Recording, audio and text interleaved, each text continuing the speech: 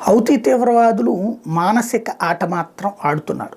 అమెరికాకి శ్మశానాన్ని సిద్ధం చేస్తాం మా యెమెన్లో అంటూ ప్రకటిస్తున్నారు. హౌతీ తీవ్రవాదులు ఎదురు దెబ్బలు తింటాం. మొన్నటిదాకా విచ్చలవిడిగా రెచ్చిపోయారు. వరుసబెట్టి అటు పక్కకు వస్తున్న వాణిజ్య నౌకల మీద దాడులు, ఇజ్రాయెల్ మీద దాడులు. ఎందుకంటే ఇజ్రాయెల్ యెమెన్ మీద దాడులు చేయలేదు, ఇజ్రాయెల్ లెబనాన్ మీద దాడులు చేయలేదు. హిజ్బుల్లా వాళ్ళు హౌతీలు అటాక్ చేస్తున్నారు. దాన్ని దృష్టిలో పెట్టుకుని రెచ్చిపోతా వచ్చారు. తమకి అడ్డు లేదనుకున్నారు. ఇరాన్ ఇచ్చిన ఆయుధాలు తోడున్నాయనుకున్నారు.